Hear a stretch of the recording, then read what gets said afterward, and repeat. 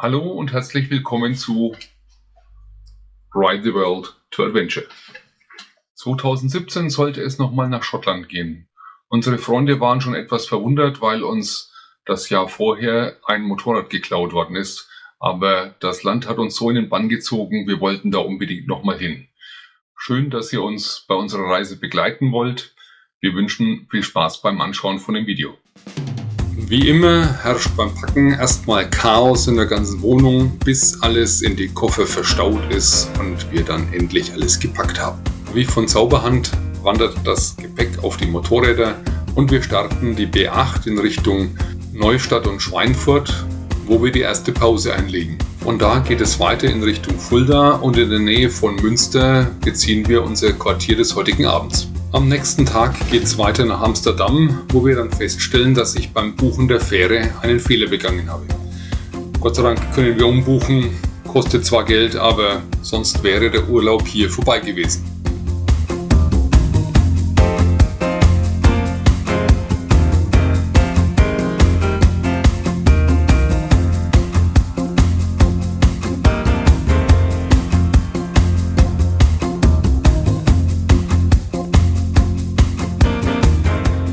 Nach langer Wartezeit sind wir dann endlich auf dem Schiff.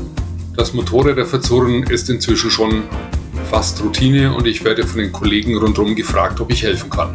Wir haben die letzte Kabine bekommen. Sie ist zwar nicht sehr groß, aber für eine Nacht wird's reichen. Wir quatschen noch nett mit einem Österreicher an der Sky Bar, genießen den Sonnenuntergang und legen uns dann schließlich ins Bett.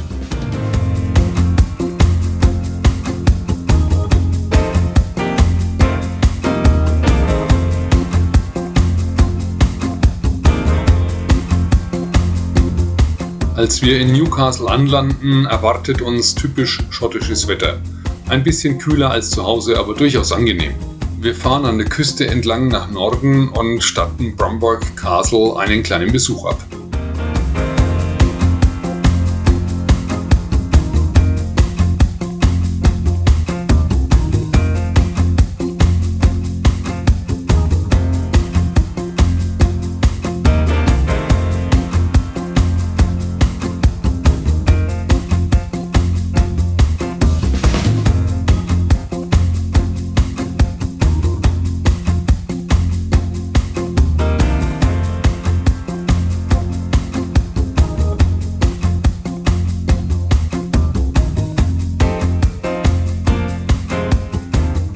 Ganz in der Nähe vom Schloss haben wir uns über Airbnb ein schnuckeliges kleines Apartment gemietet.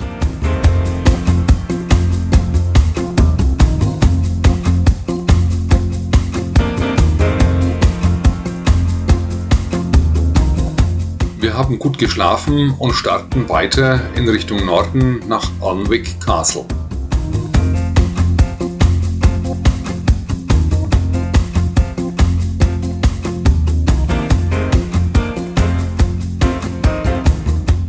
Wir waren echt erstaunt über den Besucherandrang, aber ein Teil der Harry Potter Filme wurde hier gedreht. Und spätestens als wir die Flugschule für den Nimbus 3000 gesehen hatten, war uns eigentlich alles klar.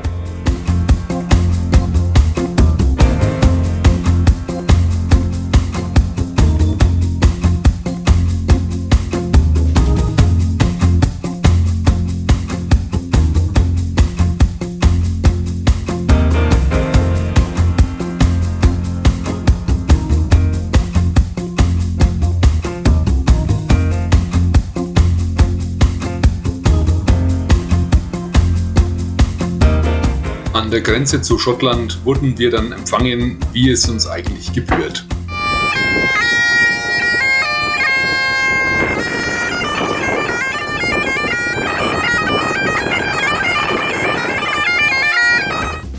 Unser nächster Stopp war dann bei Chatburg Abbey. Die Abteiruine ist wirklich sehenswert und hat eine friedlich-mystische Ausstrahlung.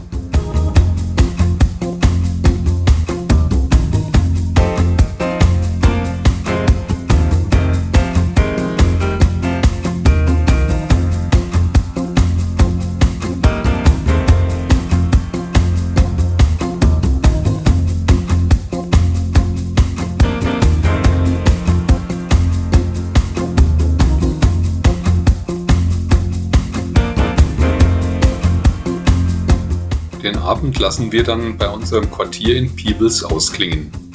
Und entgegen anderslautenden Gerüchten muss man in Schottland oder England nicht verhungern. Es ist wirklich lecker da.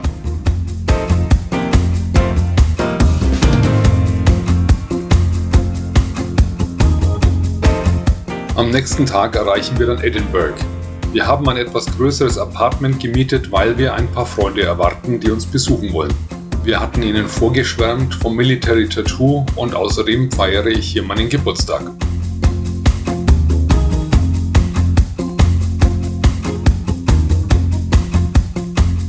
Gemeinsam stromern wir durch die Stadt und haben abends noch ein Whisky-Tasting bei Cardenheads in Edinburgh.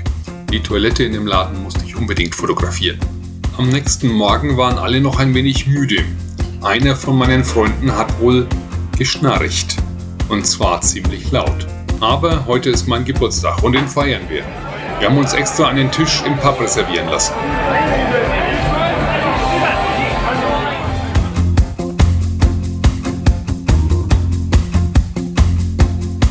Frisch gestärkt reihen wir uns dann in die Schlange ein und besuchen das Military Tattoo.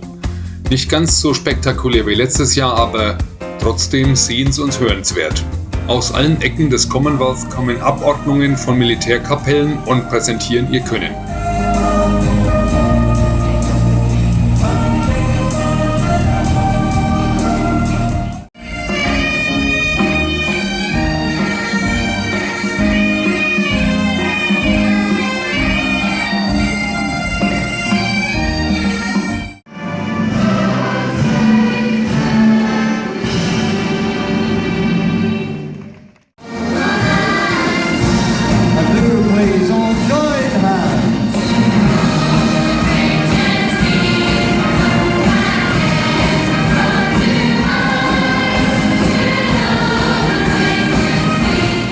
Am nächsten Tag heißt es dann Abschied nehmen von unseren Freunden.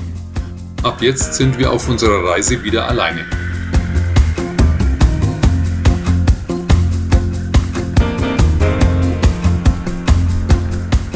Und dann geht es über die Queensferry Crossing. Katja hatte mit ihrem alten Motorrad immer ein wenig Probleme mit Seitenwind. Von daher waren ihr Brücken ein wenig suspekt. Aber diesmal mit dem neuen Bike alles super. Das macht's natürlich auch für mich sehr viel entspannter.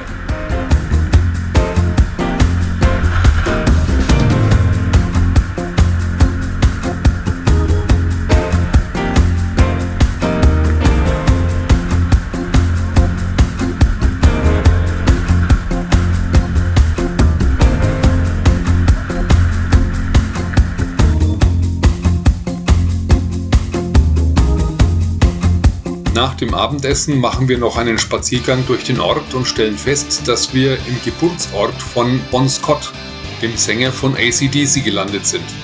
Die Nacht verbringen wir in einer umgebauten Kirche. Ziemlich abgefahren, aber sehr komfortabel. Nach einem kleinen englischen Frühstück steigen wir dann wieder auf die Motorräder und es geht ab in die Highlands.